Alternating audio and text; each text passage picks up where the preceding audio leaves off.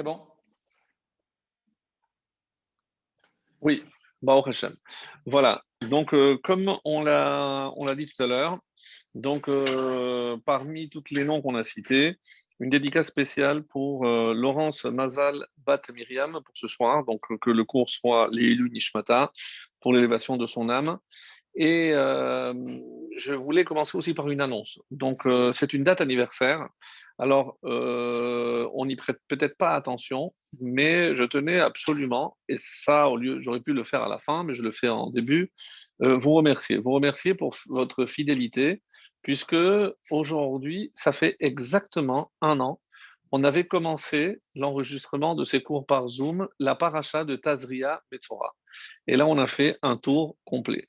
Donc, je pense que ça valait la peine donc de l'annoncer et de vous dire que ça a été véritablement un voyage fantastique et qui véritablement, et je l'espère le plus vite possible, un voyage que l'on pourra ensuite partager lorsqu'il sera mis sous forme de livre, comme on l'a déjà annoncé. Et bien, Ezrat Hashem, donc voilà, maintenant le tour a été complet. On a maintenu les cours malgré la pandémie, malgré les vacances. Il n'y a pas eu de vacances. Tous les mardis, toutes les parachiotes ont été faites, les fêtes également, Baruch Hashem. Et donc, ça nous donnera véritablement, j'espère, un beau bébé puisque pas 9 mois, mais ce bébé qui aura mis 12 mois, Baruch Hashem. Et donc, pour moi, c'est véritablement une occasion de vous remercier parce que si vous n'aviez pas été là, je pense qu'il n'y aurait pas eu ce mérite. Et déjà pour les cours, et ben, Ezrat Hashem, lorsque le livre verra le jour, donc c'est en très très très grande partie grâce à vous, vous qui êtes là de l'autre côté et qui me donnez le courage, la force, la motivation de préparer ces cours et j'espère vraiment qu'ils sont à la hauteur de toujours de ce que vous attendez. Alors c'est difficile puisque encore une fois on recherche du chomer, de la matière, de la nouvelle matière pour essayer évidemment de ne pas se répéter. Et là, le problème va être plus ardu puisque une fois qu'on a déjà fait le tour, il faudra maintenant trouver d'autres sources. Be'ezrat Hashem. La Torah, elle, est infinie. Et j'espère voilà, que ces cours vous apporteront autant qu'ils m'apportent à moi-même. Et non seulement pour nous prouver la richesse de la Torah, la beauté de la Torah, mais encore une fois, comme je l'essaye toujours, c'est pas simplement des connaissances que l'on acquiert, mais de l'amour de la Torah, l'amour de l'autre, l'amour de Dieu. Et plus que aimer Dieu, comme je le dis toujours, c'est faire aimer Dieu, faire aimer sa Torah et en espérant que ce message soit un message, encore une fois, toujours le plus authentique possible qu'il puisse être, pour qu'il ne soit pas dénaturé, qu'il soit vraiment en conformité avec la volonté de notre Créateur, pour qu'il nous donne la force de continuer à nous élever, à avancer. Et même si, comme vous le savez, on est très heureux ici en Israël, puisque j'ai relu les notes et on souhaiter l'arrivée du vaccin. En tout cas, voilà, nos souhaits ont été en quelque sorte réalisés. Le vaccin est là, en tout cas ici en Israël. La vie reprend une certaine normalité, Baruch Hashem, et j'espère que bientôt le reste du monde va suivre. Mais ce n'est pas tout, puisque après avoir traversé cette période tellement difficile, en laissant certains frères et sœurs sur la route, malheureusement. Donc j'espère que l'essentiel sera de tirer les enseignements, tirer les leçons de notre comportement, puisque tout ce que Hachem nous envoie, et ça va être aussi un des thèmes que je vais essayer de développer ce soir. Un des thèmes, je disais, c'était évidemment pour apprendre à nous améliorer dans tous les sens du terme, pas simplement comme certains s'imaginent quand on parle de Teshuvah, c'est devenir plus pratiquant, plus religieux, mais plus sincère, plus intègre dans la façon de faire les choses, qu'il y ait une certaine cohérence entre ce que nous entendons, ce que nous apprenons et ce que nous faisons. Donc, il n'y a pas deux choses. C'est les cours de Torah, c'est très joli, et ma vie qui n'a strictement rien à voir. Non. Si un cours ne nous pénètre pas, et pour que ça puisse atteindre le cœur, comme vous le savez, il faut que ça sorte du cœur. En tout cas, de ce côté, je peux vous affirmer que ça sort très très souvent. Donc, j'essaye, je me force pour cela, que ces paroles sortent du cœur afin que ça puisse atteindre votre cœur aussi. Et voilà, ça c'était pour la petite introduction. Et on va attaquer maintenant une nouvelle paracha, mais je ne pourrais plus tellement dire une nouvelle, puisque c'est la première que l'on va répéter dans notre cycle d'études du mardi soir. C'est la première fois donc que, une fois qu'on a accompli le tour complet de toutes les parachiotes, comme je le disais dans l'introduction, on a commencé par Tazira Metzora, et c'est intéressant le fait qu'on ait commencé par une paracha qui n'est pas forcément parmi les plus faciles. En effet, il va être question de pureté, d'impureté. Pour ceux qui ont bonne mémoire, se rappellent déjà tous les thèmes qu'on avait développés l'année dernière. On va encore une fois essayer d'apporter des nouveautés à partir d'une étude que j'ai trouvée moi personnellement extrêmement intéressante, même s'il y a évidemment ici et là quelques notions que je vais forcément répéter, mais j'espère pouvoir les apporter avec un nouvel éclairage. En tout cas, c'est véritablement mon souhait le plus profond. Voilà, donc on va commencer, et ces deux parachiotes qui sont souvent lus conjointement, vont traiter donc ces deux parachiotes des notions de pureté, d'impureté, de certains rituels pour les personnes qui avaient contracté cette impureté. Et il y a plusieurs sortes d'impuretés. Et ensuite, on parlera de ce que la Torah appelle le Metzora. Le Metzora, généralement traduit encore une fois par lépreux, mais c'est quelqu'un qui a contracté une impureté et à travers des taches sur son corps, pas sur l'ensemble, mais il faudra aussi analyser en fonction, c'est pour ça que c'est extrêmement détaillé, où apparaît la tâche, quelle est la taille de la tâche, comment elle évolue, est-ce qu'il y a des poils qui deviennent blancs, est-ce qu'ils deviennent rouges, et il y a énormément de détails. Mais peut-être le plus important de tous, c'est qu'une personne qui a contracté ces tâches, il ne va pas voir un dermato, il ne va pas voir un sage, il ne va pas aller voir Moshe Rabbeinu, il doit s'adresser au Kohen. Alors, est-ce que le Kohen avait des études particulières concernant la façon de discerner telle ou telle tâche? Évidemment que non. Et on va s'attarder sur ce point. Pourquoi fallait-il passer impérativement par le Kohen? Et que se passait-il si, avec le temps, on avait affaire à un katan. Donc, on a devant nous un Kohen qui n'a pas atteint l'âge de la bar mitzvah, qui ne connaît pas forcément toutes les lois de pureté et d'impureté, ou même un adulte qui est un ignorant. Donc, comment faut-il s'y prendre?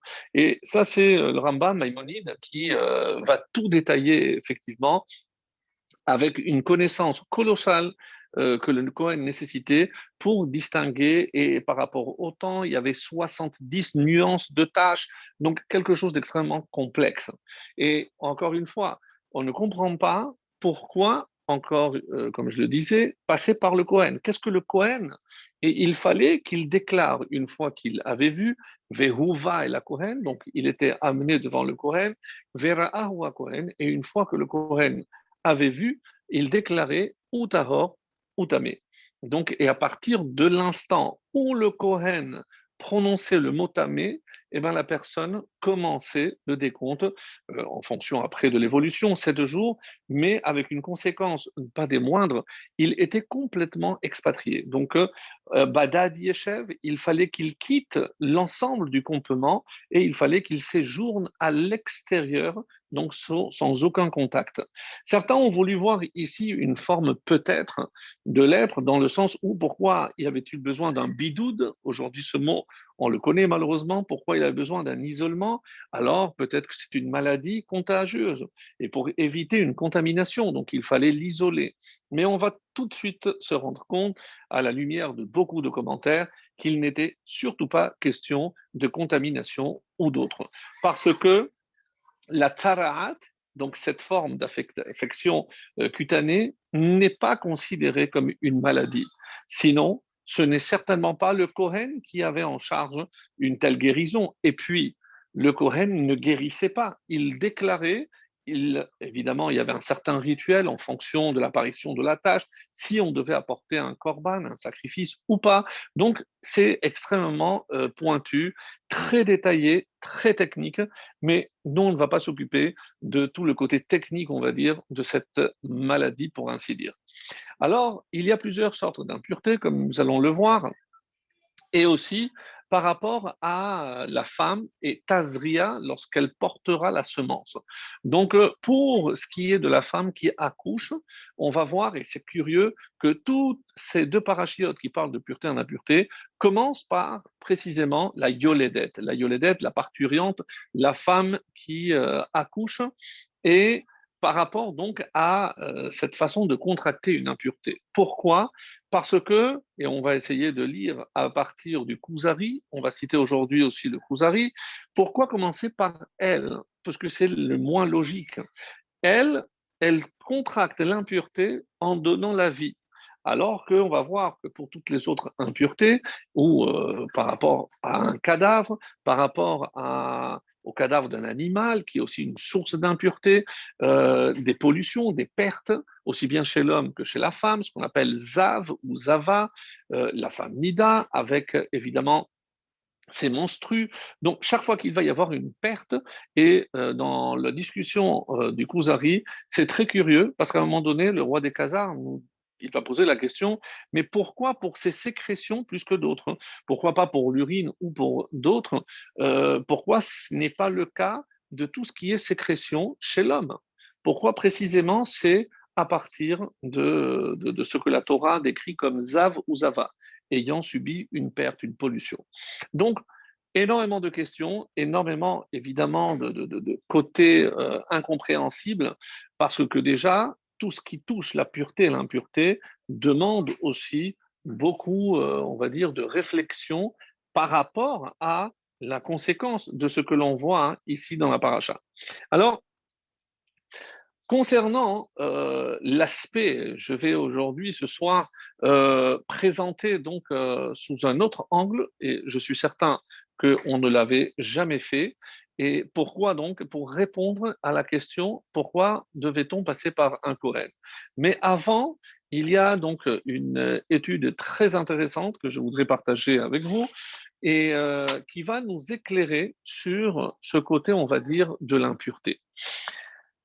Alors, quand nous avons déjà réfléchi à cette notion de pureté, ce n'est pas la première fois que ça apparaît, ne serait-ce que juste avant, lorsqu'on a parlé d'animaux purs, d'animaux impurs. Donc il y a déjà cette notion est connue, même si on n'avait pas encore parlé de la pureté ou de l'impureté des hommes.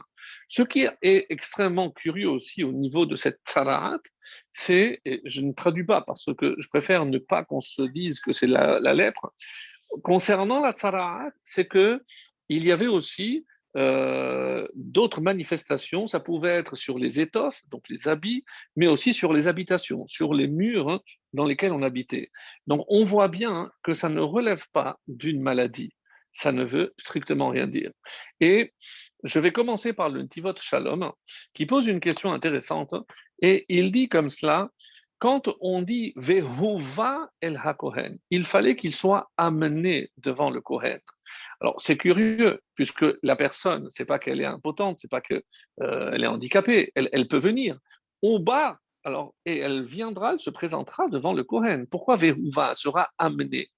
Est-ce que, comme le pshat, le sens simple veut nous dire, une personne ne veut pas reconnaître que elle a été, il a telle ou telle tache sur la peau, parce que les gens vont le voir d'une manière bizarre. Alors, peut-être avant de rentrer dans la question, j'aimerais rapporter ici le traité de Arachim qui parle en long et en large de toute la question de pureté et d'impureté, et qui va traiter aussi de la question de justement de la tzarat et du metzora.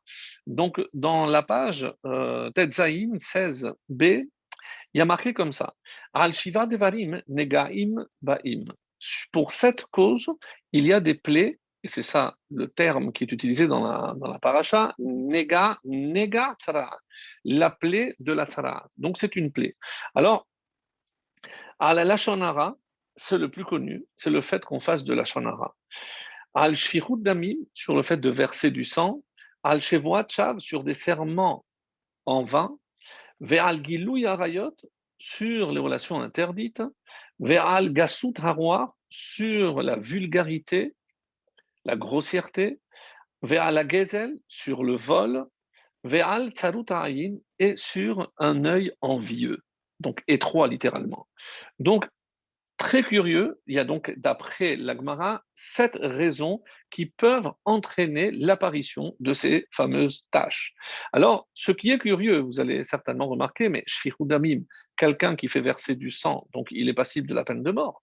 Oui, bien entendu qu'il s'agit ici de quelqu'un qui a tué par inadvertance, et évidemment sans témoin, et pour ne pas qu'il s'imagine qu'il est naquit, qu'il est complètement innocent, donc il a des choses à réparer.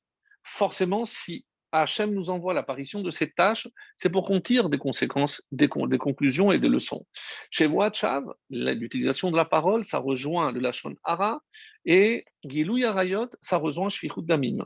Pourquoi? Parce que Gilou Yarayot, évidemment que quelqu'un qui transgresse, comme on le verra dans les parachiotes suivantes, les relations interdites, il est chayav karet, il est passible de la peine de mort. Et donc, comment on parle ici de tâches?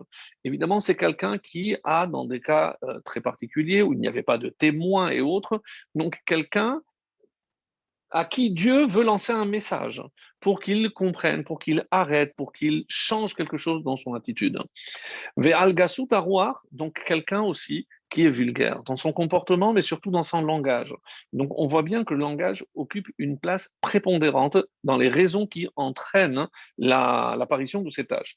Ve'al tsalut ha'ayin, mes amis, Tsalut ha'ayin est une expression extraordinaire. On a du mal à traduire en français. J'ai traduit par un œil envieux. Mais quel est l'exemple?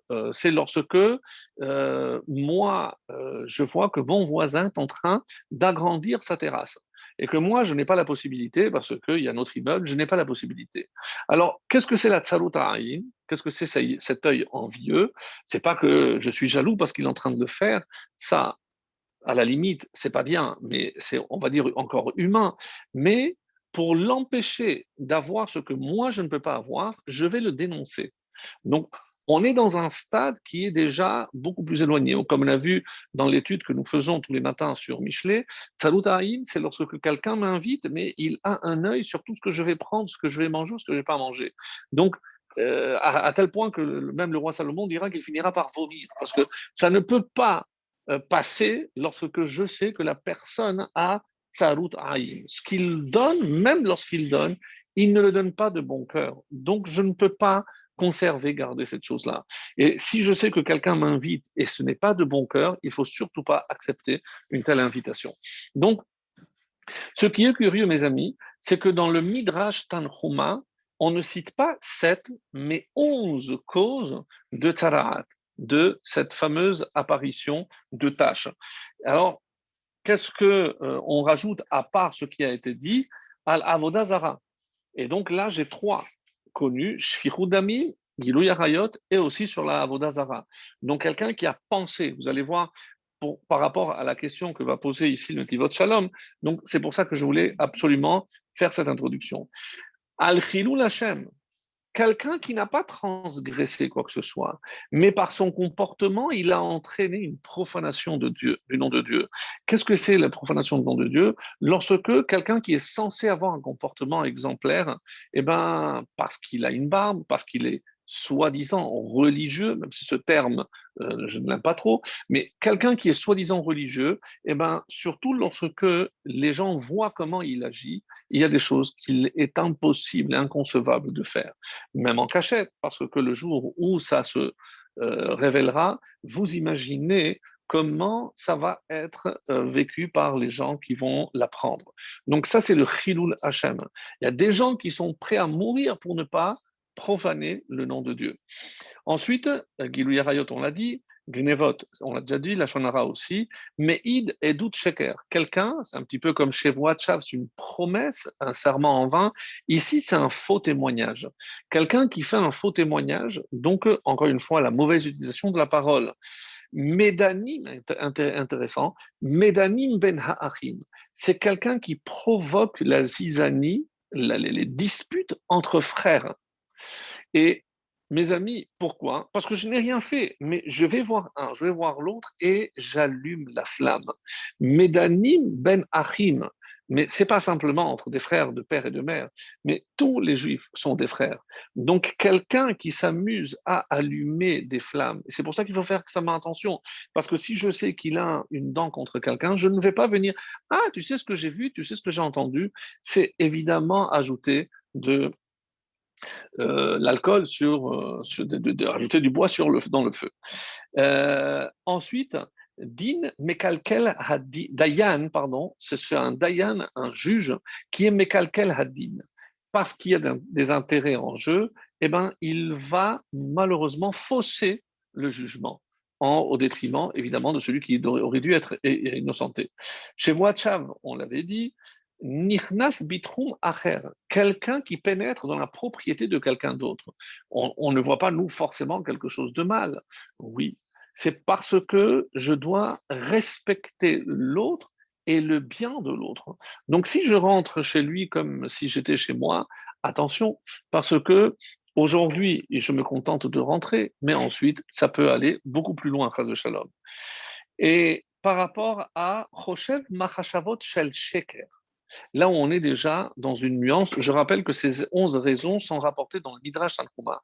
Et Choshev Machashavot Shel Sheker, donc quelqu'un qui est en train d'ourdir un mensonge. Pas qu'il profère un mensonge ou un faux témoignage, mais il pense déjà à faire ou établir un mensonge.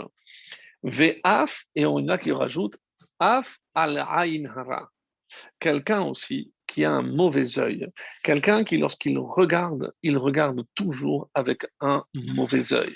Un mauvais œil, ça rejoint peut-être tsarut ha'ayin, comme on a dit en haut, c'est-à-dire avec cet œil envieux, pourquoi lui il l'a et moi je l'ai pas, etc. Donc c'est quelque chose d'extrêmement grave. Et maintenant, je reviens donc à la question de Rav Shalom Noach Barzovski, donc on avait dit le Nitivot Shalom, ça faisait un petit moment qu'on ne l'apportait pas, et voilà ce qu'il va nous. Alors c'est un petit peu long, donc je vais juste faire une synthèse de ce qu'il dit. Alors, Verouva, il pose la question, pourquoi il fallait le ramener? On avait donné une première réponse, parce que personne n'a envie de faire savoir que je suis coupable d'une des raisons que je viens d'apporter, soit les 7 du Talmud, de la Torah orale, soit les 11 raisons du Midrash Tanchuma. Donc, forcément, si au vu et su de tout le monde, je me présente devant le Kohen, donc Verouva, donc c'est quelqu'un qui a su qu'il avait une tâche, donc il faut aller peut-être le ramener un peu même de force. Et c'est pour ça que c'est l'explication, on va dire, simple. Mais comme c'est un chassid, et il va aller un peu plus loin. Qu'est-ce qu'il va dire? Alors, il va dire que quand un homme agit de la sorte par rapport à toutes les fautes qui ont été annoncées et détaillées, c'est qu'il y a un problème. Même si le Kohen, et c'est aussi en partie une réponse à la question pourquoi le Kohen a ce pouvoir-là. Parce qu'il ne s'agit pas de guérir, il ne s'agit pas s'il a une mauvaise pensée, donc il n'a pas encore réalisé un acte. Donc sur quoi il devrait faire teshuva? Et c'est pour ça qu'il dit que le but du Kohen, c'est pas simplement de déclarer s'il est pur ou impur, non. Le but du Kohen, c'est éradiquer le mal. Veuva la Kohen, c'est-à-dire le Kohen est capable d'aller chercher la cause profonde. Il ne s'agit pas simplement de pardonner, de faire teshuva, non. Parce que, encore une fois, si une personne n'a pas encore mal, pardon, n'a pas mal agi, alors de quoi est-elle coupable? Et on dit, c'est parce que c'est au niveau de la racine. Et là, il met le doigt sur un point exceptionnel. C'est que tout ce qui est dit, toutes les raisons qui ont été amenées, finalement, il y a un point commun. C'est que c'est parce qu'il y a une mauvaise racine, même sans avoir franchi le seuil de l'action, mais il y a déjà un préambule, un terrain propice. Donc, il dit aussi, Et c'est pour ça que, contrairement, non pas contrairement, mais en marge de tout ce qu'on a déjà expliqué, Motsira, Metzora, c'est parce qu'il a fait sortir du mal. Non. Mais quel est son problème à lui? On ne parle pas de ce qu'il a fait ou de ce qu'il a voulu faire. Motira, c'est ce que le Cohen doit faire, c'est éradiquer, faire sortir Motira, le mal qui est en lui. Et ça, j'ai trouvé que c'est une explication formidable. C'est-à-dire, quand je vois quelqu'un mal agir, et on va voir tout de suite, et c'est la deuxième partie de mon exposé de ce soir, lorsque je vois une personne mal agir, je ne peux pas me contenter de dire c'est mal ce que tu as fait. Je dois essayer de comprendre, d'aller au fond. Et qui avait cette capacité, cette sensibilité de pouvoir éradiquer le mal à la source? Eh bien, ça, c'est le Kohen. Donc, le Kohen est doté d'une science qui n'a strictement rien à voir avec la médecine parce que la tsarahat n'est pas, encore une fois, une maladie. Donc, si on peut appeler ça une maladie, mais c'est une maladie de l'âme et pas du corps, parce que le Kohen s'occupe de l'âme. Et donc, comment il peut faire pour justement éradiquer cette source, c'est ce qu'on appelle shoresh, une racine qui se trouve en nous et même si je vais changer, je vais prendre de bonnes décisions, mais tant que la racine est encore ancrée, que le mal est enraciné en moi, je ne peux pas me départir finalement de ce défaut. Alors, c'est comme ça qu'il expliquera comment c'est possible, parce que il dit quelque chose d'extraordinaire. On dit que, comme ça il apporte, au nom du Baal Shem Tov, entre autres, c'est que d'Hachem ne peut pas venir quelque chose de mal. Alors, comment je peux justifier? C'est que Hachem m'envoie l'amour.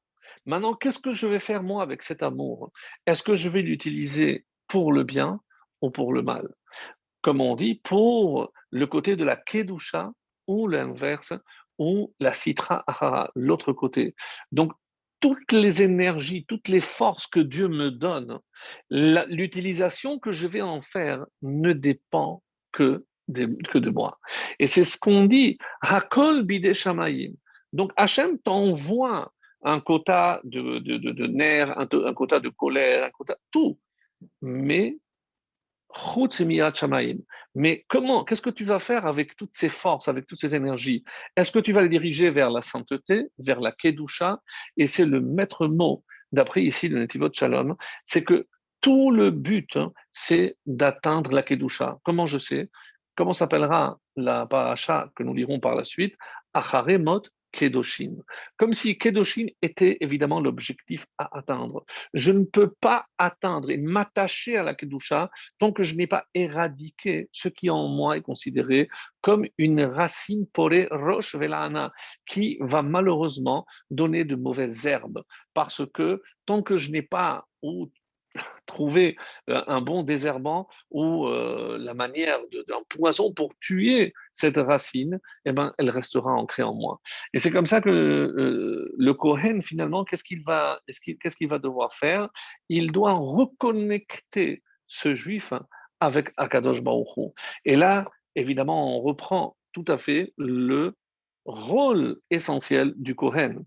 De la même façon que lorsque quelqu'un a fauté par inadvertance, il apporte un korban et le Kohen qui fait l'intermédiaire pour le reconnecter, pour évidemment créer ce lien, le rapprochement korban, karov, pour le rapprocher de son créateur, eh ben, ici, pour le Metzora, il s'agit exactement de la même chose.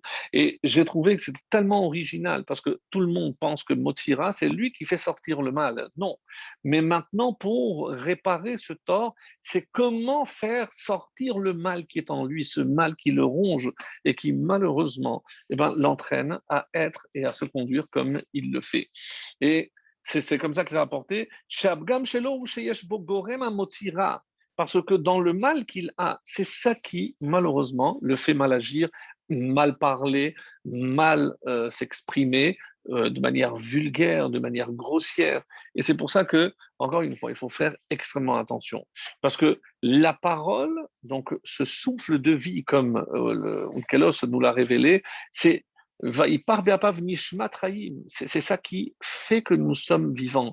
Donc, la neshama de vie, c'est par rapport à l'utilisation que je fais de la parole. Chaque fois que je vais porter atteinte à la parole, je porte atteinte à Nishmat, à ma Neshama. Et donc, et ça, le Kohen peut le voir. C'est ça, la grandeur du Kohen. Et comme le Netivot Shalom conclut, c'est comme ça qu'il faut comprendre ce que je cherchais tout à l'heure, chez Enra Yored Min Hashamayim. C'est mieux de le lire dans les propos même, dans les paroles même du Baal Shem Tov. C'est apporté au nom des élèves du Baal Shem Tov. Enra Yored Min Hashamayim. Le mal ne descend pas du ciel. Et il faut arrêter d'imaginer. Alors, Vekasher mitoreret ba'adam ahava ra'a o yir'a. Mais comment c'est possible qu'un homme puisse mal diriger son amour ou sa crainte? Be'etzem matana hi shenitnu lo min hashamayim. Évidemment qu'il doit être reconnaissant parce que ces forces-là, que ce soit de droite ou de gauche, que ce soit l'amour ou la rigueur, c'est une force qui vient d'Hachem.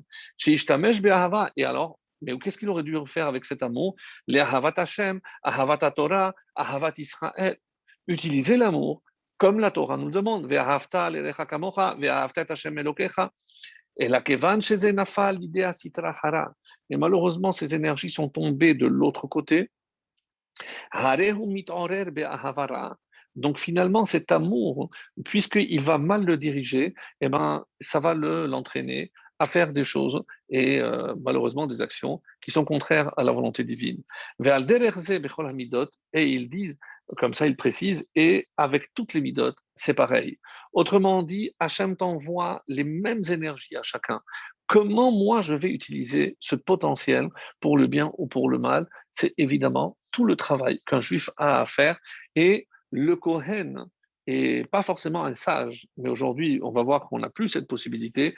Donc, le Kohen était à même de reconnecter, c'est-à-dire de faire passer cette énergie, cette force du bon côté. Pourquoi? Parce que lui, il est chesed. Et c'est ce qu'on va essayer de démontrer par la suite dans ce shiur. Alors, ça, c'est donc pour une première approche. Et j'avais dit que j'avais trouvé donc une étude extrêmement intéressante. Donc, quand je dis extrêmement intéressante, mais aussi récente, parce que c'est un rave qui s'appelle Elchanan Samet, qui fait un développement incroyable, très très riche, très technique, parce qu'il va subdiviser les cas. Donc moi, je vais retenir l'essentiel, ce que je voulais partager ce soir avec vous. Et concernant évidemment donc une étude concernant, comme je disais, la notion de pureté et d'impureté. Des choses peut-être qu'on a déjà entendues, mais c'est par rapport plutôt à la conclusion de ce qui va être ramené que j'ai trouvé que c'était vraiment une approche très moderne et très actuelle, en tout cas pour nous. On en a tous besoin, vous allez voir. Alors, comment il définit la Toum'a? Alors, indépendamment des cours que nous avons vus, surtout l'année dernière, pour certains parachas, on avait parlé de Toum'a, fermeture à la vie, etc.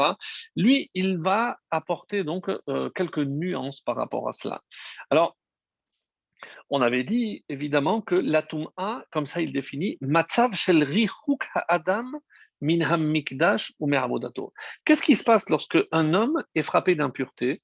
Quelle est la première conséquence? Il ne peut pas se rapprocher du Beth Amikdash. Donc le Beth Amikdash, avec tout ce que ça représente, la Kedusha, la sainteté, donc il crée finalement une séparation avec la Kedusha. Netek Maasi ben Adam le Elokav. Donc finalement, qu'est-ce que c'est Netek? C'est une coupure. Il se coupe, ne pouvant pas se rendre au Beth Amikdash, donc il y a une coupure entre lui et Akadosh Baruch Hu et son Dieu. Donc, et où est-ce que je retrouve? Parce que souvent, on fait l'amalgame, et lui, il fait une distinction entre la Toum'a d'une part et Chet, la faute d'autre part. Nous, on a toujours dit que la faute a comme conséquence la Toum'a. Lui, il propose de nuancer ses propos de la manière suivante. Regardez. De la même façon que la Toum'a entraîne cette séparation, et donc la faute Netek ben Adam Lachem. Donc, une personne qui a fauté, forcément, s'éloigne, coupe le lien avec Hachem. Et qu'est-ce que la Toum'a va nécessiter? Mechayevet halir shel Akdasha. Donc, et ça va nécessiter un processus de purification pour pouvoir me rapprocher. Et la faute de même, qu'est-ce qu'elle va entraîner à lire? Mais quel est le processus pour réparer une faute et me rapprocher d'Hachem? Nous appelons ça la teshuva. Donc, il fait un parallèle que j'ai trouvé très original entre la teshuva, qui est la conséquence de la réparation d'une faute, et la purification qui a la même conséquence, c'est me rapprocher à nouveau d'Akadosh Baruch Hu parce que l'impureté m'en a éloigné. Alors, et il dit comme ça, que quelle est la tahara gmura? Comment je peux atteindre la purification parfaite et complète? C'est quand je peux retrouver toute ma connexion avec mon Créateur. Comme si quelque part, mes amis, le fait qu'on parle souvent d'impureté, c'est une forme de déconnexion avec la source que représente Akadosh Baruch Hu. Et on a vu la semaine dernière, par exemple, que à travers la consommation de tel ou tel animal qui est considéré comme impur, je me rendais impur. Mais une façon d'expliquer, c'est quoi? C'est que je m'éloigne de la kedusha, de la sainteté. Et si Hachem nous a fait sortir d'Égypte, c'est pour qu'on s'attache à la Kedusha. Kedoshim tiyu ki kadosh ani. Donc, le but à atteindre, c'est la sainteté. C'est sentir la présence d'Hachem et vivre avec le sentiment qu'on est attaché à Hachem. Et, et après, il analyse un point qu'on avait vu, il me semble, l'année dernière, c'est au niveau du Kuzari. Alors, ceux qui ont le livre en hébreu ou une traduction, une bonne traduction en français, je rappelle que le Kuzari, écrit par Rabbi Yehuda Halevi, il a écrit, c'est vers l'an 1000, enfin nous on a la traduction, c'est donc le 11e siècle à peu près, et lorsque il a écrit, il faut savoir que ce n'est pas le titre originel, c'est pas le titre qu'il a donné à l'origine, le Kuzari, c'est la traduction. Et qui l'a traduit? Le titre au départ, alors je l'ai noté quelque part, voilà, il est ici. Comment il a appelé Rabbi Yehuda Halevi? Comment il l'appelait? Livre de la preuve et de l'argumentation pour défendre la religion dépréciée. Alors, dans la traduction, Rabbi Yehuda Ibn Tibon, qui est né en 1120 et mort en 1190 à Tolède, en Espagne, il a traduit le Kuzari de l'arabe à l'hébreu. Après, il y a eu d'autres traductions, mais l'original était en arabe. Et lui, comme il était question du roi de Khazar, il a appelé le livre, parce qu'il a trouvé que c'était trop long, il a appelé ça le Kuzari. En tout cas, dans le Kuzari, ce qui est intéressant, c'est que, et je disais ceux qui veulent aller consulter, nous sommes dans le deuxième parole, le deuxième grand chapitre, il y en a 5, et c'est les sous-paragraphes de 58 à 62, où là-bas, le roi de Khazar pose la question, est-ce que tu as des preuves par rapport à une approche intellectuelle de ces notions de pureté et d'impureté? Il pose la question comme ça. Et le Chaver, donc ce sage d'Israël, lui répond, mais est-ce que tu peux comparer notre intellect à nous, à l'homme, et à celui d'Hachem? Évidemment que non. Alors, il va lui dire, mais quand tu parles de Sarat, de tout ce qui est l'impureté, mais comment on peut comprendre, comment on peut saisir, appréhender avec notre cerveau, notre intellect, notre intelligence, comment on peut comprendre et appréhender ces notions-là? Et et c'est pour ça que c'est le premier qui a mis le doigt sur cette connexion et il dit que ce soit la tzarat, que ce soit tous les écoulements, toutes les pertes, teluyot betumat hamet.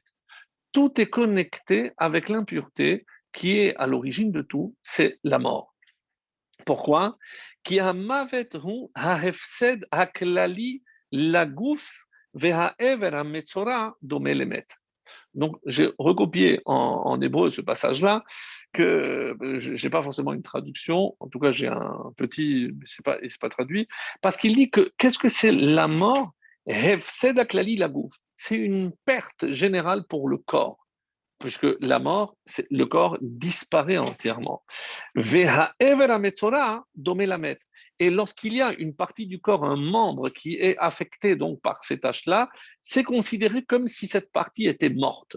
Donc c'est une mort partielle. Alors, Vechen, et il continue, Hazera Hanifsad, la semence qui se perd, en sachant que cette semence aurait pu générer une vie, comme il le dit, elle aurait pu être à l'origine d'un être humain, d'une vie humaine. Donc il y a une forme de mort, une forme de disparition.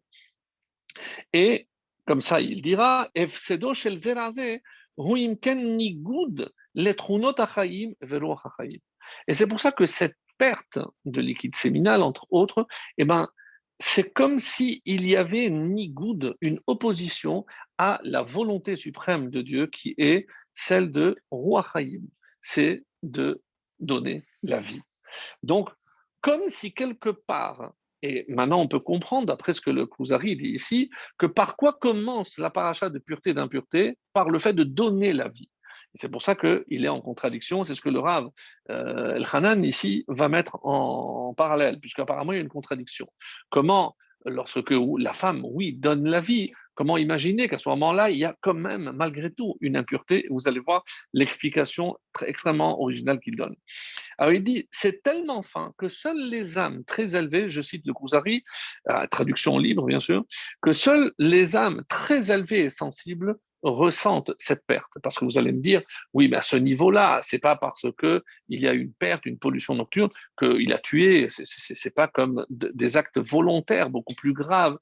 Mais on voit, on commence à entrevoir déjà que par exemple dans Giloui Arayot, donc des relations interdites. C'est comme s'il utilisait mal donc sa semence. Donc c'est relié et c'est de là qu'il y a cette impureté, puisque les tâches vont apparaître dans ce cas-là aussi. Et le roi de Khazar reprend, je comprends mieux pourquoi il s'agit de ce liquide précisément, maintenant que tu m'as donné cette explication, et non les autres sécrétions comme l'urine et autres du corps humain. Et il est satisfait avec la présentation que fait Rabbi Levi. Alors, et quelles sont les différentes, on a dit, sources d'impureté? On a dit met, donc le cadavre d'un homme, nevala, le cadavre d'un animal, ziva, donc c'est une perte, zera hanifsad, donc la semence qui se perd, c'est ce qu'il considère comme une mita chelkit. Il y a le mort, que ce soit le cadavre ou le cadavre d'un homme, ça c'est la toum'a à 100%, donc la source d'impureté, mais il y a ce qu'il appelle mita chelkit, c'est un, une mort partielle, parce qu'il n'y a pas une véritable mort. Alors il dit par exemple lorsqu'il y a les pertes, etc. Alors pour ne pas rentrer, parce que c'est extrêmement délicat d'une partie, mais très technique de l'autre, parce que vous verrez dans la paracha qu'il y a Nida, c'est la perte menstruelle de la femme lorsqu'elle est Nida, donc lorsqu'elle a ses règles, et là, elle est considérée comme Nida, donc il y a une impureté. Mais chez la femme, il y a aussi ce qu'on appelle Zava. C'est si elle a un écoulement, une perte en dehors de la période de ses règles. Et combien de temps après on considère, donc je ne rentre pas encore une fois en tous les détails, mais c'est 11 jours. Et comment savoir, et c'est beaucoup plus grave comme impureté lorsqu'elle est en dehors de son cycle que pendant son cycle. Et comment savoir aujourd'hui, quand une femme a une perte, est-ce que c'est par rapport à son cycle ou pas? Comme on ne le sait pas, il faut que vous sachiez que toutes les règles aujourd'hui en application pour la femme NIDA, pourquoi minimum 5, pourquoi on rajoute 7, etc. Parce qu'entre 5 et 7, donc on dépasse les 11 jours, que les femmes ont pris sur elles tout ce qu'il y a de plus grave. Comme on ne peut pas distinguer, c'est pour ça que certainement vous êtes étonné, une femme qui accouche, ben, après les 7 jours, c'est fini, elle est plus impure. Après 33 pour aller offrir un sacrifice, mais dès qu'elle termine, eh ben, elle va le soir au mikvé et c'est fini.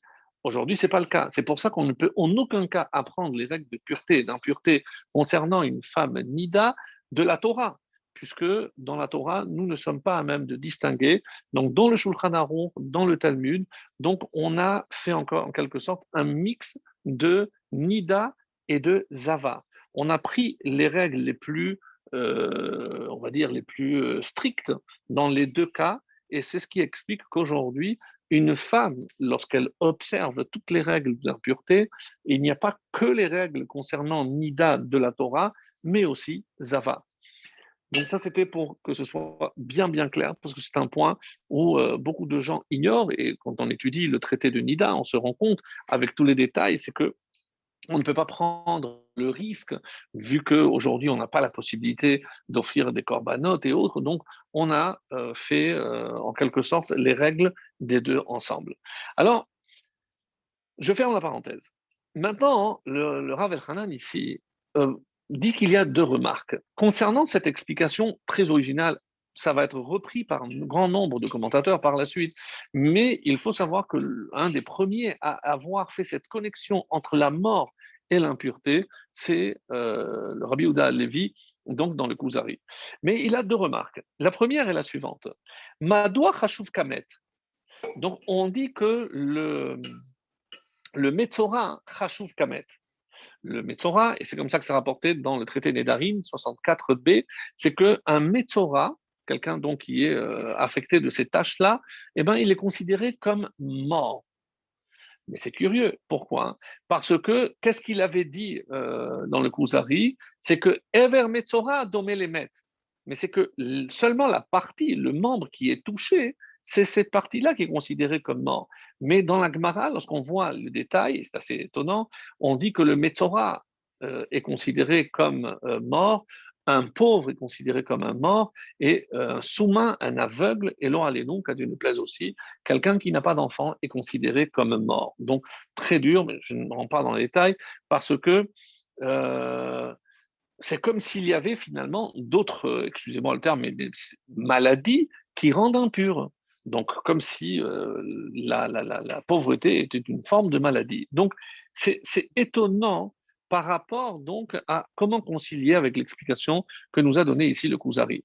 Alors, quand est-ce qu'on voit, lorsque Myriam a contracté la lèpre, rappelez-vous, lorsqu'elle a parlé de son frère Moshe, donc elle a attrapé la lèpre, et là-bas il est dit Alna tehi kamet, qu'elle ne soit pas comme une mort. Donc c'est de la Torah que le Talmud l'apprend, Asher betzeto merechem imo, que dès la sortie de la matrice de sa mère, vayachel chatzi besaro, qui déjà la moitié de sa chair est déjà mangée, rongée.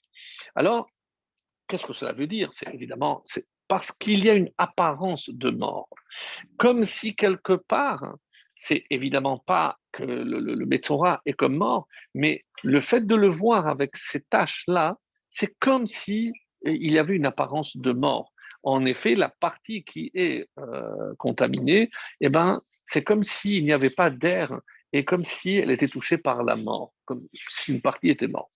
La deuxième question, et c'est peut-être ici la plus complexe, c'est concernant Tum'at Hayoledet, qu'on a dit que c'est l'impureté de la femme qui accouche. Tout ce que le Kuzari a dit que c'est par rapport à la mort, ça tient la route, sauf pour la Tum'at Yoledet. Mais comment? Là, c'est contraire à tout ce que nous avons vu, puisque là, elle donne la vie.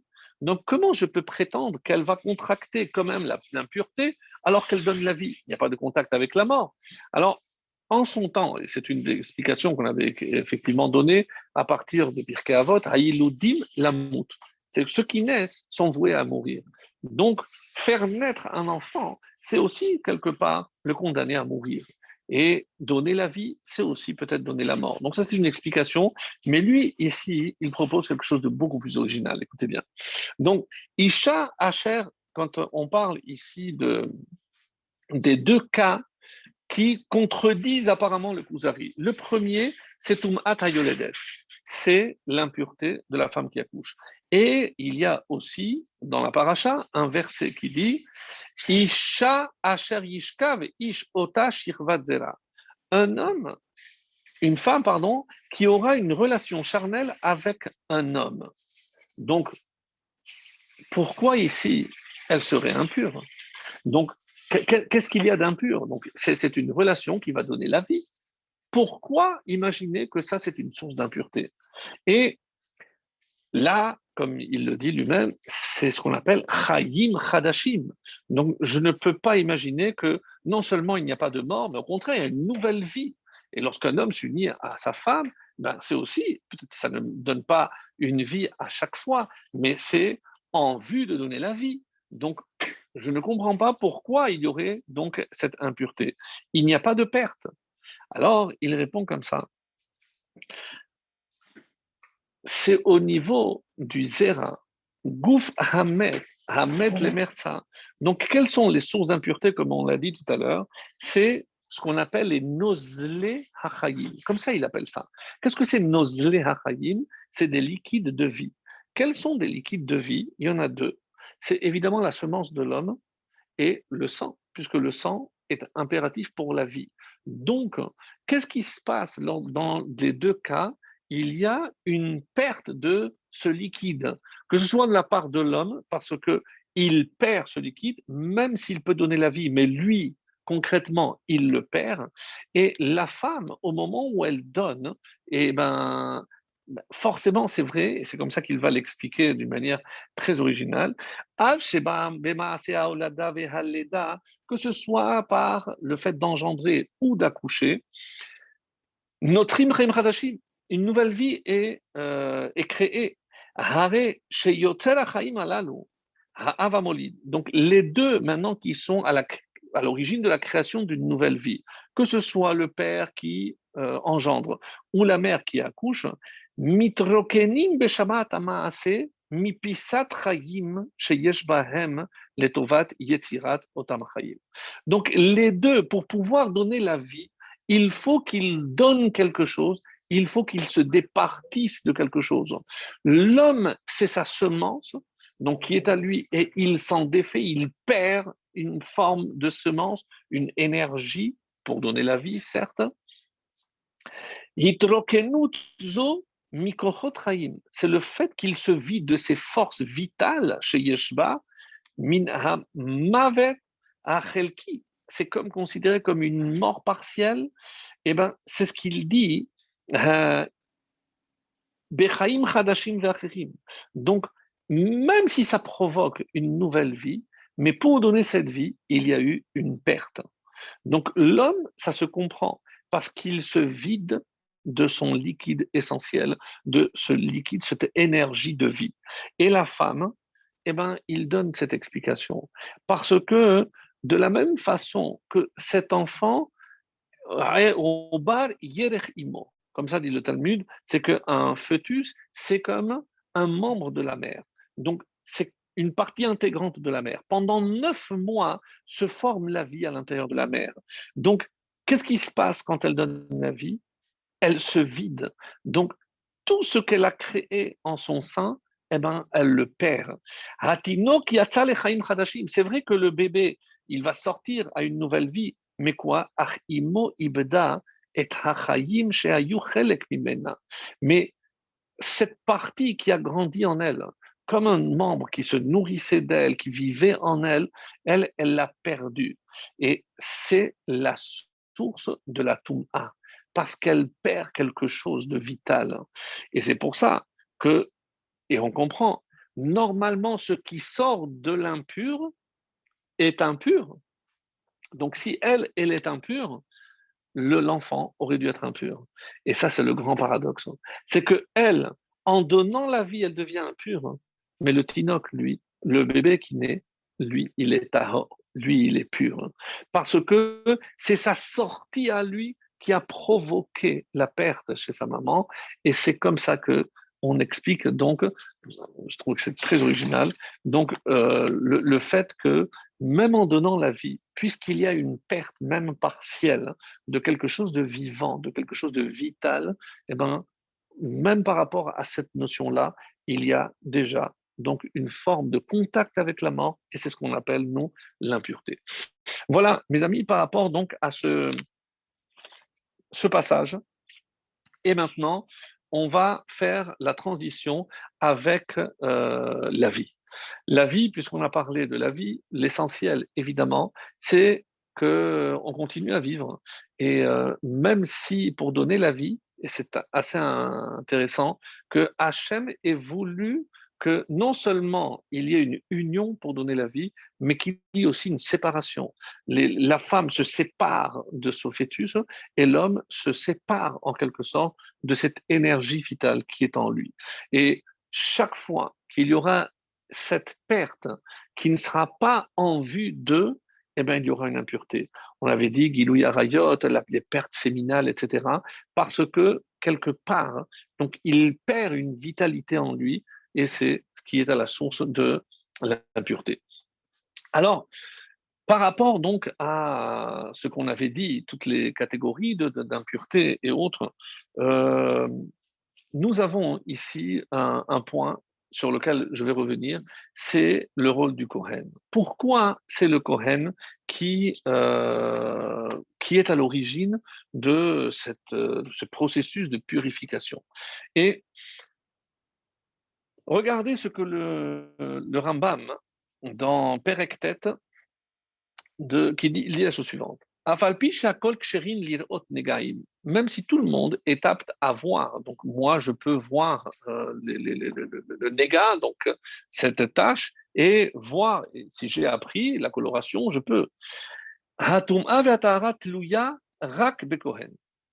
Seul le Kohen peut déclarer si c'est pur ou impur. Et Ketzad Kohen Sheno Yodea Lirot HaChacham, alors, et un Kohen qui ne sait pas regarder parce qu'il n'a pas appris.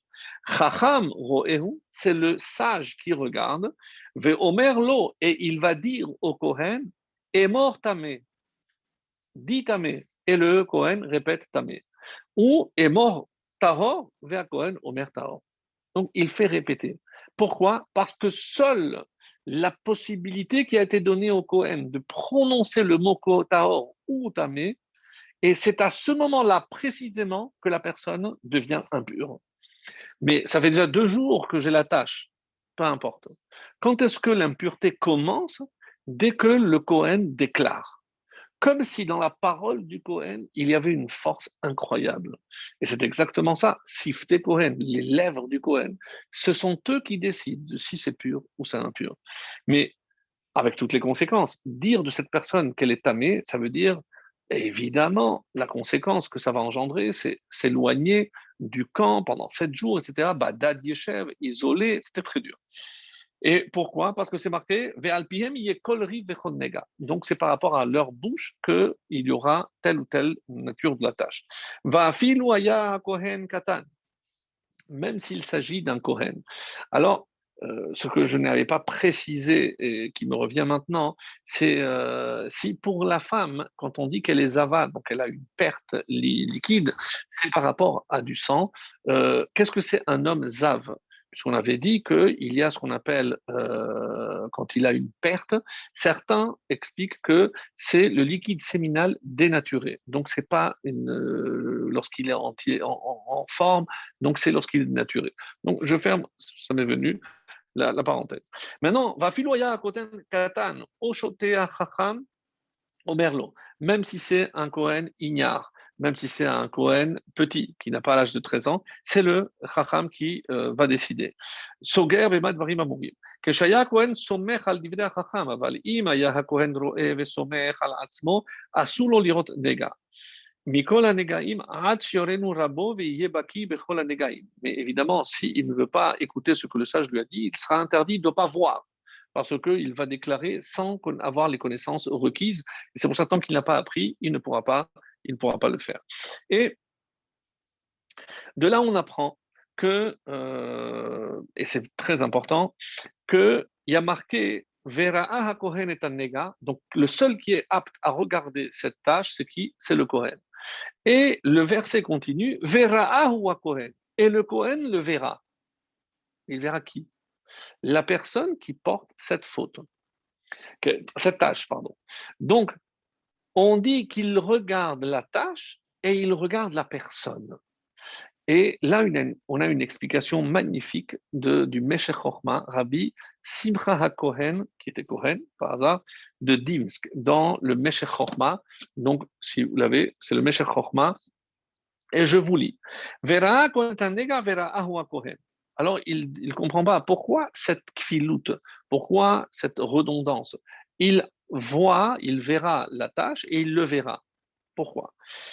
Et il explique. Ve'ayen Torat Kohanim. Regarde bien ce qui est rapporté dans le Midrash. V'itachen al derech Rabbeinu she'akavana she'ireh et hanega im hi reuya letame'ena. Donc bon, il faudra peut-être une manière d'insister pour qu'il regarde scrupuleusement, qu'il ne s'empresse pas de décider si il faut voir la tâche, la taille, etc. Donc qu'il ne s'empresse pas, qu'il regarde avec minutie. Hu sheyesh ba siman tum'a, se'ar lavan, s'il y a un poil qui est blanc, vera'u hakohen, hu she'ireh hakohen ala ish im ra'ui letam. Mais non, il dit non. C'est pas simplement qu'il doit regarder la tâche, il doit regarder aussi l'entité qu'il a en face de lui. Parce qu'en face de lui, il y a un homme.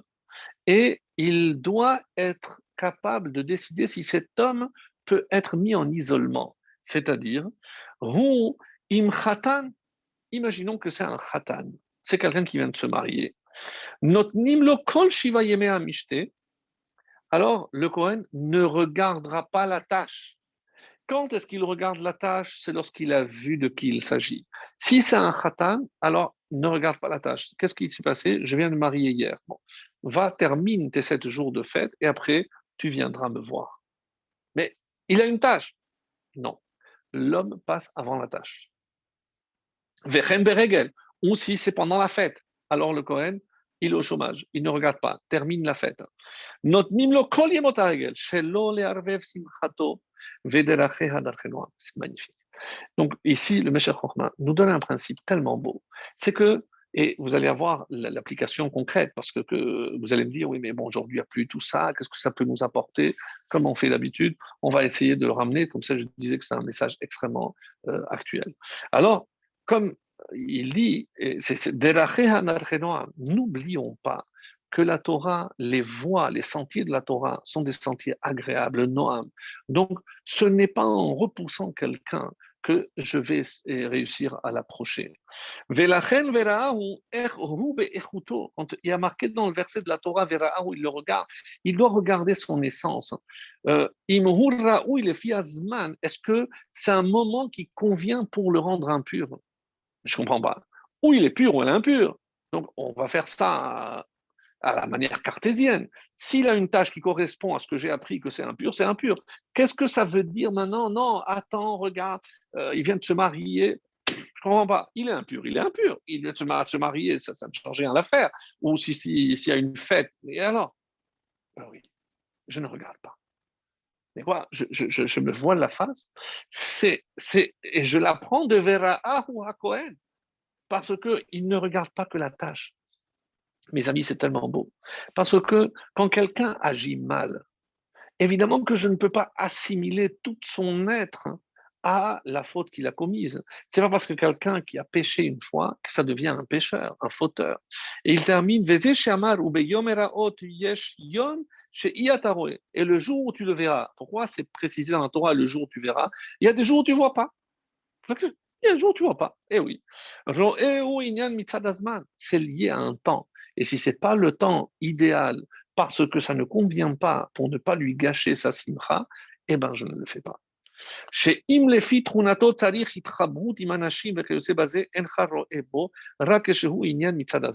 Et c'est une preuve supplémentaire, mes amis, qu'il ne s'agit certainement pas d'une maladie contagieuse. Parce que si j'ai entendu qu'il a une tâche, comment je vais le laisser terminer ces 7 jours avec tous les gens qui vont voir, ils vont danser? Mais c'est terrible, sans masque, comment c'est possible?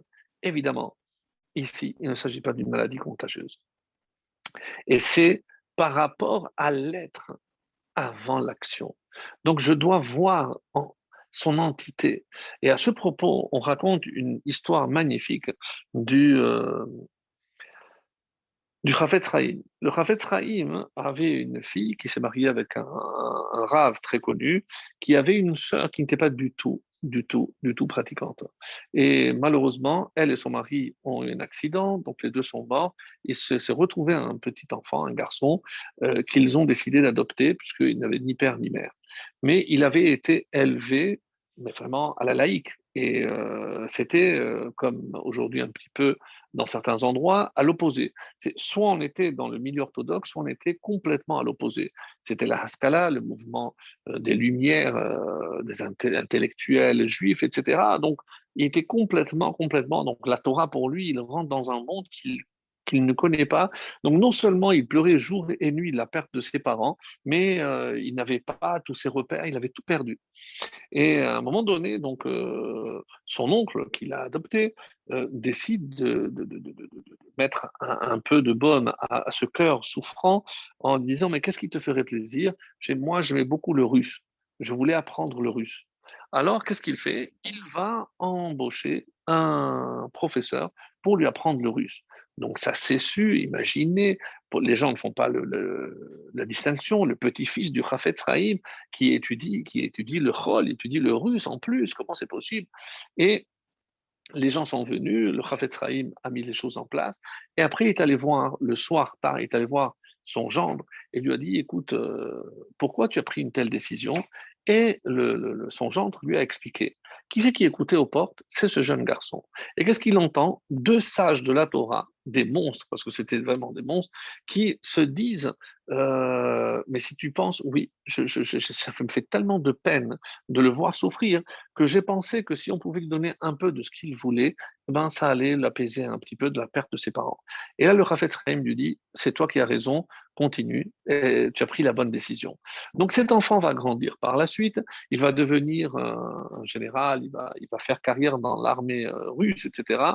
Et, mais il a toujours gardé ses racines juives.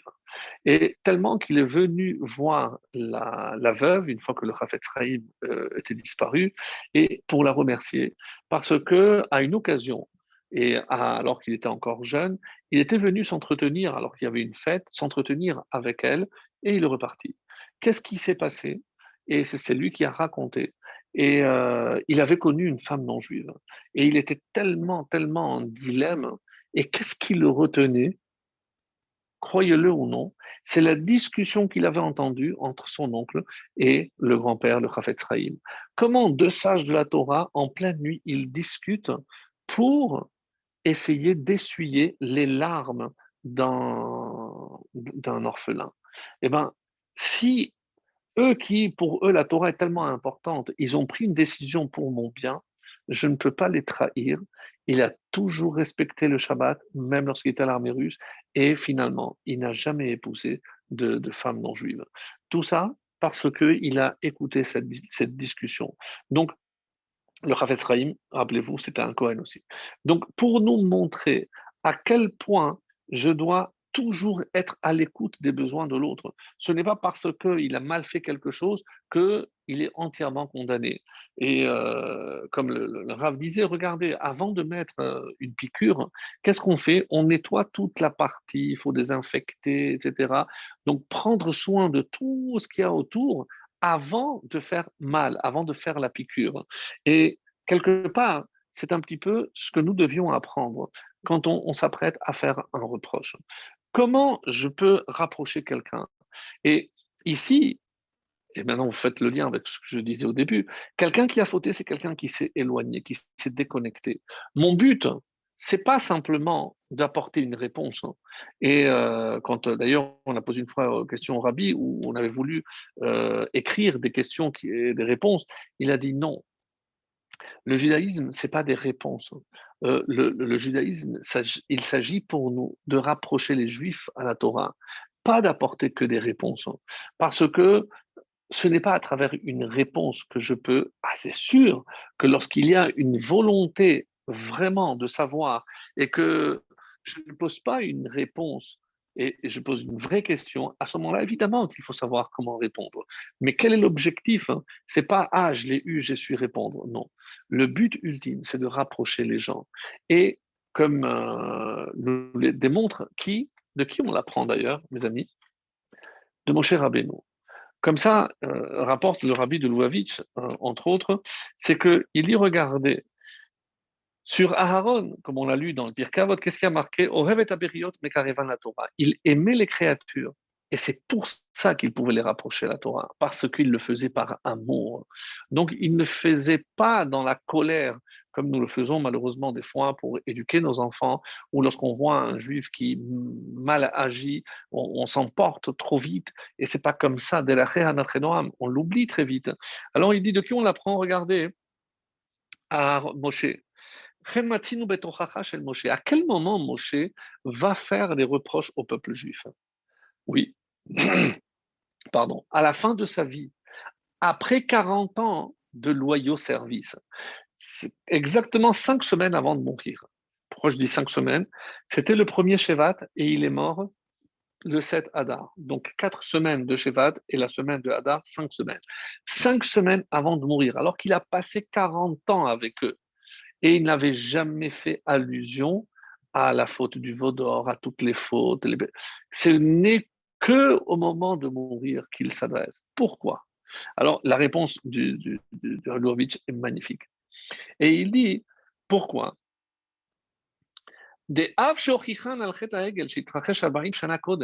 Donc, il va rappeler la faute qui a eu lieu il y a 40 ans.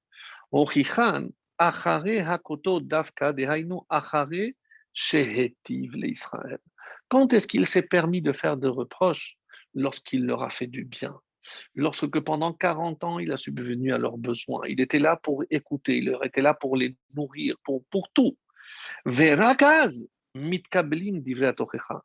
Si ils savent, il y a eu besoin de 40 ans pour leur prouver qu'il était à leur service, qu'il était là pour eux, pour donner. Donc, quelqu'un qui me donne, c'est quelqu'un qui m'aime. Et quelqu'un qui m'aime, lui, il est à même de me faire des reproches. C'est ça ce qui te dit ici. וגם הקדוש ברוך הוא התנהג כן. בתחילה דילג הקדוש ברוך הוא על הקץ ועל המעשים ויוצא ממצרים, ורק אחרי כך קרבנו לפני הר סיני ונתן לנו את התורה. Donc regardez toutes les étapes qu'Hachem a fait pour nous, et c'était évidemment pour notre bien. Donc c'est ce qui est écrit ici. Et on comprend maintenant pourquoi ça passe par le Kohen.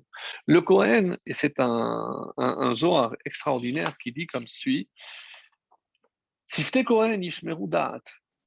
Donc j'avais cité ce verset dans Malachi, chapitre 2 de Malachi, qui dit les lèvres du Kohen garderont le savoir, Vetora Yevakshu Mipiyu. Et la Torah, on la demandera de sa bouche. Pourquoi? Ki malach Hashem Tsevakot hu. Le Kohen est comparé à un malach, à un ange. Et de là, le Zohar dit Kohen Gadol Shelemata Nikra Malach Hashem. Le Kohen, ici, Gadol, est comparé comme le Malach Hashem. Pourquoi? Mishum Sheba Mitzad HaChesed. Parce que le Kohen, sa nature profonde, quelle est sa racine? C'est le Chesed, la bonté. Lui qui ne fait que donner, lorsque il va déclarer quelqu'un, tu es tamé, tu as mal fait, tu as fait ceci ou tu as fait cela, il le fait par amour. Il ne le fait pas pour se venger. Et c'est pour ça que c'est inconcevable qu'un Kohen puisse venir du Tzad Hagevurot, du côté de la rigueur, de la justice. Non, il est entièrement amour. Et à qui on le doit? Au premier Kohen, Aaron, qui n'a pas ressenti dans son cœur cette jalousie. Vera Achav et Samach Belibo, il te verra, il se réjouira. Et qu'est-ce que là, les Chachamim ont dit? Ce cœur qui s'est réjoui, qui n'a pas eu d'envie, il n'a pas été envieux, il n'a pas été jaloux, eh ben, il méritera de porter le oui, mais plus que cela, jusqu'à aujourd'hui, c'est le Kohen qui nous bénit. Et justement, en parlant de cette bénédiction, il y a quelque chose d'extraordinaire. Que vous avez remarqué que chaque fois qu'on s'apprête à faire une mitzvah, on fait une bracha, une bénédiction. Et quand la Torah ordonne aux Kohanim de bénir, hein, eh ben, on va dire qu'ils sont un peu obligés, parce que ça fait partie de leur devoir. D'ailleurs, c'est ce qui leur reste aujourd'hui. Non plus, il n'y a plus de temple, donc il n'y a pas le service au temple. Donc le peu qu'il leur reste, c'est précisément le fait de faire la bénédiction sacerdotale, pour le dire ainsi, c'est Birkat Kohanim. Et, oulala, le temps passe. Alors, je vais terminer avec cette notion-là. Et regardez, quand il est dit que la bracha, comment il l'a fait? Asher Kideshanu Bigdushato shel Aharon, il nous a sanctifié avec la Kedusha de Aharon, Vetivanu, il nous a ordonné, Levarech et Amo Israël, de bénir le peuple juif, Be'ahava, avec amour. Qu'est-ce que ça veut dire? Et les autres mitzvot, comme demande ici le commentaire, ça se trouve dans Sota, Lametet 39a. Vous verrez là-bas, un commentaire dit quoi? Et les autres mitzvot, on ne les fait pas par amour? Mais bien sûr qu'il faut de l'amour, on le fait parce que, oui, mais il y a une différence ici. C'est que cet amour, s'il ne ressent pas cet amour, il ne peut pas bénir. Et comme c'est la fin, je laissais cette histoire pour la fin. Et juste pour vous lire ce que le rabbi nous dit à ce propos de Be'ahava, Levarech et Amo Israël Be'ahava, Kohen hu ish chesed, comme on a vu dans le Zohar. Velachen rak alav, somechet Torah le'achriz al Yehudi acher tameh. Comme lui, c'est un homme de chesed, de bonté, seul lui peut dire d'un autre juif tamé, tu es impur, parce que c'est le repousser. Mais comme tout le monde sent que c'est par amour qu'il le fait, et c'est comme ça qu'il dit, Leotioto michus la machane, mais comment il s'apprête à le rejeter, Ve'al pise yumtak hemshech hakatuv, comme c'est marqué, Ki bam bachar Hashem le shareto, ulbarer beshem Hashem. Et c'est pour ça que Dieu les a choisis pour bénir le peuple juif. Voilà, mes amis, je termine avec une histoire magnifique que j'ai entendue récemment qui dit la chose suivante. Dans une synagogue aux États-Unis, quelques années après la Shoah, comme on vient de dépasser, et pour rappeler aussi la mémoire de tous ceux qui ont disparu, puisque c'est Yom, le jour du souvenir également, Yom HaZikaron. Donc, le rabbin de cette communauté s'est rendu compte qu'il y avait au fond de la choule un juif qui sortait chaque fois qu'il y avait Birkat Kohanim. Vous savez, chez les Ashkenazim, c'est pas comme chez les Sfaradim, ils font toujours. Certains font Shabbat, certains ne font que les fêtes. Donc c'était un événement très attendu chez les Ashkenazes. Et chaque fois qu'il y avait une Birkat Kohanim, il sortait. Alors il n'a pas osé aller le voir directement. Et à un moment donné, il s'est dit, ben, comment je vais le retenir? Je vais l'inviter à manger à midi. Donc, au début de la tfila, il va le voir. Je dis, voilà, j'aimerais bien vous inviter, puisque c'est Yom Tov, vous inviter. Ah, c'est très gentil à vous, avec plaisir. Il s'est dit, bon, là, je l'ai coincé. Et au moment de Birkat Kohanim, il se retourne discrètement et il a vu qu'il est sorti. Il a dit, mais comment il m'a planté? Bon, la tfila se termine et en fait, il attendait à l'extérieur. Bien, alors ils vont ensemble, ils commencent à manger, ils boivent aussi un petit peu pour le détendre. Et à un moment donné, où il se sentait un peu plus en confiance, le rabbin lui demande, est-ce que vous pouvez me donner une réponse? Pourquoi vous sortez à chaque fois que vous faites Birkat Kohanim? S'il y a un doute par rapport au fait que vous soyez Kohen ou pas, il faut me dire, comme ça on peut étudier la question, puisque s'il y a un Kohen, il a un doute, alors s'il reste, il aurait dû le faire. Donc s'il sort comme ça, il est dispensé, c'est ce qu'il pensait à un moment donné. Et alors, il a dit, non, je vais vous raconter. Lorsque on était dans les camps, eh ben, il y avait avec nous un rave qui avait une allure, il avait caché une partie de sa barbe et il nous a littéralement maintenus en vie. C'est tous les soirs, il nous encourageait. Il était déjà beaucoup plus âgé que nous, mais il avait une force incroyable. Et il s'est dit, dans 2 semaines, c'est Pessah, eh ben, il faut que j'obtienne de la matzah. Il a su qu'il y avait un juif qui travaillait chez un Allemand. Il a réussi à le contacter. Il lui a dit, écoute, essaye de prendre 1 kilo de matzah, essaye de voir si tu peux. Il lui a donné les indications, comment faire, etc. Et effectivement, 2 jours avant, ils se sont retrouvés avec 2 matzot. Ils étaient aux anges. Le soir arrive, ils sont tous assis en train de réciter. Le Rav connaissait toute la Haggadah par cœur. Chacun récitait un passage. Le moment venu, tant attendu, donc on répartit un morceau de matzah. Et à ce moment-là, la porte s'ouvre, les soldats qui rentrent en force, et chacun se sauve dans son lit avec la matzah. Je veux savoir qui est à l'origine de ce qui s'est passé ici ce soir. Ils se regardent tous. Sinon, je commence à abattre un par un ce que vous me le disiez. Et là, le Rav se lève. Il lui a dit non, ne les touchez pas. C'est moi, c'est mon initiative. Ah bon? Eh bien, on va te donner une leçon. Demain, tu vas être pendu devant tout le campement. Qu'est-ce qu'on peut faire? Et le lendemain de l'échafaud, et tous les Juifs qui sont, imaginez la tristesse de voir ce Rav qui représentait pour eux vraiment l'image d'un malach, comme on l'a vu, d'un ange, et avec la corde au cou, le nazi dit, ne croyez pas qu'on est aussi cruel. Donc, si vous avez quelque chose à demander avant de mourir, faites-le. Est-ce que vous voulez une cigarette? Est-ce que vous voulez quelque chose? Et il lui dit, non, j'aimerais juste que vous me donniez 5 minutes pour leur parler. Bon, allez-y. Et il s'adresse aux Juifs, avec l'accord de coup, mes amis, et il leur dit, je n'ai rien à vous donner, mais comme Dieu a voulu que je sois Kohen, la seule chose que je peux vous donner, c'est ma bénédiction. Et il a levé les mains et il a fait Birkat Kohanim. Il y avait tellement de larmes, tellement de sanglots, qu'à peine si on a entendu ces mots, et c'est la dernière image qu'on a gardée de cet homme extraordinaire, de ce malach. Et alors, le juif qui dit au Rav, vous savez, quand vous entendez un Birkat Kohanim comme moi j'ai entendu, aucun ne peut le remplacer. Et je veux garder dans ma mémoire le Birkat Kohanim que j'ai entendu de cet homme, comment il nous a bénis avant de mourir pour le Kiddush Hashem. Donc, ce Kohen a atteint la Kedusha. Mes amis, c'est ce qu'on doit apprendre pour conclure. C'est qu'on a tous quelque chose à donner, même si aujourd'hui on n'est pas Kohen. Mais qu'est-ce qu'on peut donner? C'est de l'amour. Et c'est à travers cet amour que nous mettrons dans les paroles que nous allons prononcer, que nous ferons disparaître toutes les tâches, tous nos défauts, Bezrat Hashem. Et lorsque Hashem verra cet amour entre nous, alors il nous délivrera définitivement et il nous prouvera son grand amour pour nous aussi. Très bonne soirée.